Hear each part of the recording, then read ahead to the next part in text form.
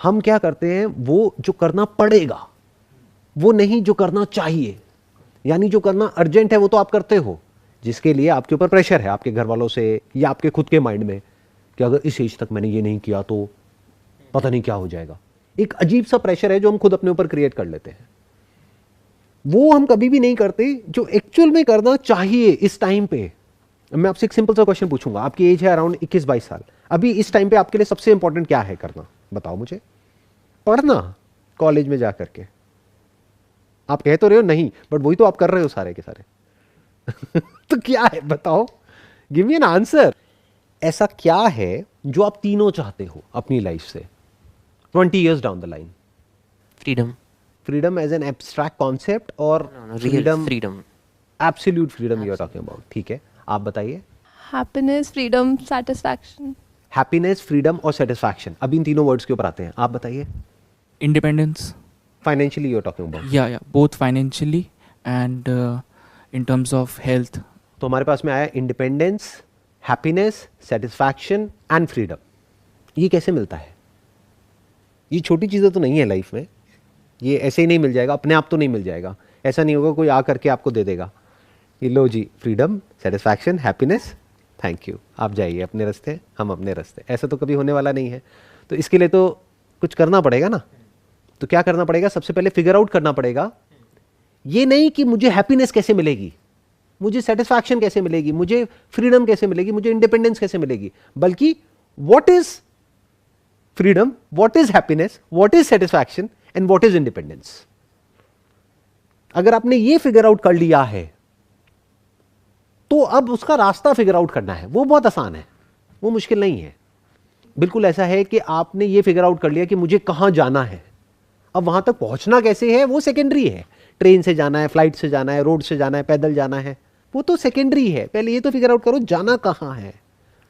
What is happiness, what is satisfaction, कि आपको actual में क्या चाहिए अपनी लाइफ से। आप में से कोई कहेगा कि नहीं मेरे को टाइम में फ्रीडम नहीं चाहिए, मेरे को तो ऐसा चाहिए कि कोई टाइम वाइज मेरे को बांध दे पूरे तरीके से, 24 घंटे में से 12 घंटे उसके हैं, वो बताएगा मुझे कि मुझे अपने टाइम के साथ में क्या करना है, या मेरा टाइम उसका है। तो ये तो बॉन्डेज हो गई ना। तो एक चीज आप लोगों को क्लियर हो रही है कि आपको टाइम की फ्रीडम चाहिए और फाइनेंशियल फ्रीडम चाहिए। तो इसको सेंटर पॉइंट बनाओ ना अपनी लाइफ का। आपको सिर्फ यही तो फिगर आउट करना है, how to achieve it. What तो फिगर आउट हो गया, आपकी लाइफ की एक बहुत बड़ी प्रॉब्लम सॉल्व हो गई।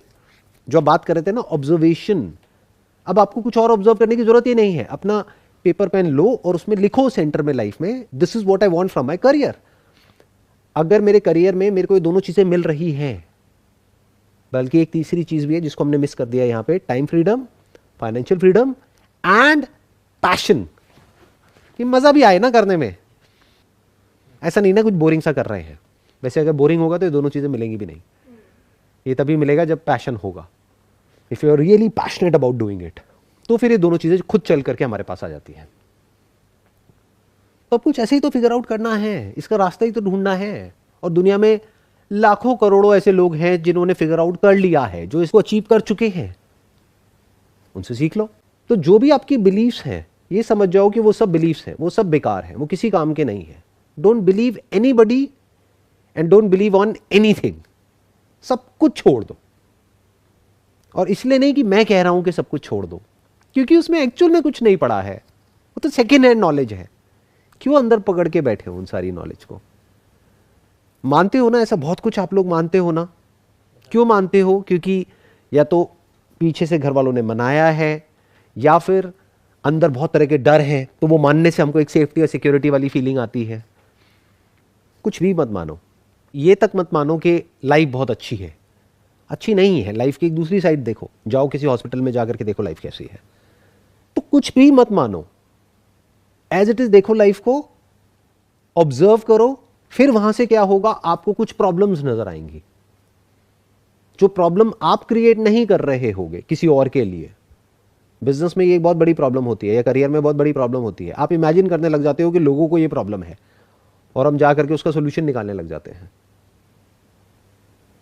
दोनों चीजों में फर्क समझ आ रहा है? Can you see that? हम क्या करते हैं, अपनी ग्रीड की वजह से या अपने सेल्फिश इंटरेस्ट की वजह से हम इमेजिन करने लग जाते हैं कि ये आइडिया बहुत अच्छा है। क्यों? क्योंकि ये तो बहुत बड़ी प्रॉब्लम है जिसको मैं सॉल्व करने वाली हूँ या करने वाला हूँ, और इसकी वजह से देखो इतना कुछ होने वाला है, मेरी लाइफ बहुत बढ़िया हो जाएगी, मेरे पास में टाइम आ जाएगा, पैसा आ जाएगा, ये हो जाएगा, वो हो जाएगा। ये सब नहीं करना है आपको। आपको क्या करना है? मैंने क्या बोला था अभी थोड़ी देर पहले? Entrepreneurship in one word is problem solving. अब सवाल ये उठता है कि अगर आपको कोई प्रॉब्लम नजर आ भी गई तो how passionate are you about solving that problem? अब वहां पे वन पॉइंटेड फोकस चाहिए कि 24 घंटे दिमाग में और कुछ नहीं आना चाहिए, बिकॉज अगर कुछ और आया तो अब वो इंटेंसिटी नहीं आएगी आपके अंदर उस प्रॉब्लम को सॉल्व करने के लिए, और फिर आपको ये टाइम फ्रीडम और फाइनेंशियल फ्रीडम की बातें तो होंगी, एक्चुअल में कुछ भी अचीव नहीं हो पाएगा। तो इसका मतलब क्या है? आपका फोकस रहना चाहिए उस प्रॉब्लम पर, उस पर नहीं जो आपको चाहिए, वो तो फिगर आउट हो गया। इन अदर वर्ड्स, आपने ये तो फिगर आउट कर लिया मुझे कहां जाना है, बट फोकस कहां रखना है? वहां पर या रास्ते पर?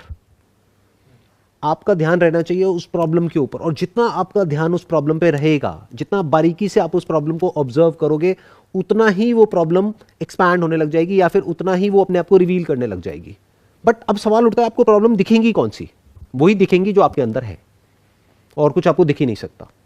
आपको क्या लगता है, आपको लोगों के अंदर जो बुराइयां दिखती है वो उनकी होती है, आपकी खुद की होती है? अगर आपके खुद के अंदर वो बुराई ना हो, आप किसी और के अंदर देख सकते हो? इम्पॉसिबल। ध्यान से समझना मेरी इस बात को, कि अगर हमें किसी और के अंदर कुछ अच्छाई दिख रही है या कुछ बुराई दिख रही है, आप ये नहीं दिखा रहे कि वो क्या है, आप ये दिखा रहे हो कि आप खुद क्या हो। यहां तक क्लियर हुआ?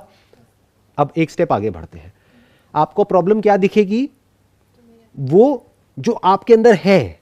तो प्रॉब्लम्स तो आपको दिखती है, पर प्रॉब्लम क्या होती है कि अब आप उस प्रॉब्लम पे ठहर नहीं पाते हो, या आपको मल्टीपल प्रॉब्लम्स दिखी तो अब आपका दिमाग 10 जगह पे चल रहा है, या फिर शॉर्ट टर्म कुछ छोटी मोटी चीजें हैं बस उसमें उलझ के रह गए हो। जो काम अर्जेंट है बस वहां पे आपका दिमाग चल रहा है, मानो कुछ टाइम बाद एग्जाम आने वाले हैं तो वहां पे दिमाग चल रहा है, या जो अर्जेंट है वहां पे दिमाग चल रहा है, या जो आपकी आदतें पड़ गई है, हैबिट्स बन गई है, मानो सोशल मीडिया पे टाइम पास करने की, तो वहां पे दिमाग चल रहा है।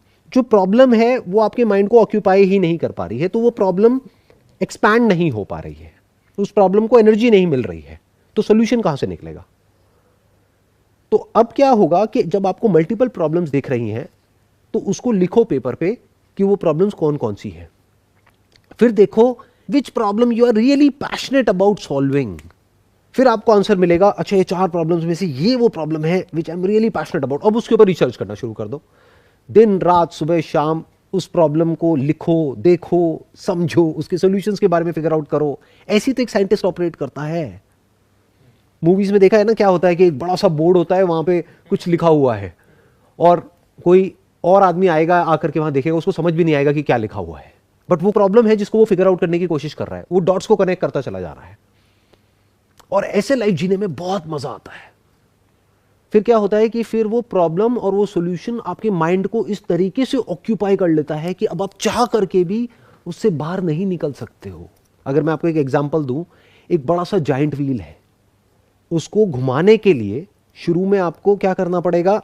एफर्ट करना पड़ेगा, उसको पुश करोगे, फिर जब एक बार पुश किया, 2 बार किया, 10 बार किया, 100 बार किया, एक बार वो घूमने लग गया, अब उसको रोकने में एफर्ट करना पड़ेगा, अब वो रुकेगा ही नहीं, अब उसको रोकना मुश्किल है। ऐसे ही थॉट के केस में होता है। अभी प्रॉब्लम क्या हो रही है? ये सब आपने क्रिएट नहीं किया है, ये सब अपने आप हो रहा है। अंदर आपके कुछ चलता रहता है जो आपको पता है किसी काम का नहीं है, बट वो चल रहा है और आपकी लाइफ को कहीं और ही लेकर के जा रहा है। आप जाना कहीं और चाहते हो अपनी लाइफ में, और वो आपको कहीं और ही भगा रहा है। 99.99% लोगों के साथ यही होता है, वो अपनी लाइफ को डायरेक्शन नहीं देते हैं, उसको खुद कंट्रोल नहीं करते हैं। तो आपको ये समझना है कि एक ऐसा पॉइंट आएगा जब शुरू में आपको एफर्ट लगाना पड़ेगा, लेकिन थोड़ी देर बाद एक ऐसा पॉइंट आ जाएगा, कुछ महीनों बाद या कुछ सालों बाद, जब आप चाह करके भी उसको रोक नहीं पाओगे। तो सोच समझ करके चूज करो उस प्रॉब्लम को, क्योंकि एक बार वहां दिमाग चलने लग गया फिर आप बाहर नहीं निकल सकते वहां से।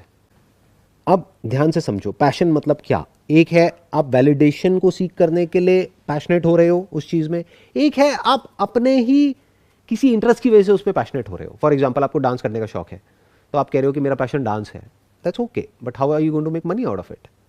How are you going to get time freedom and financial freedom out of it? What is the problem?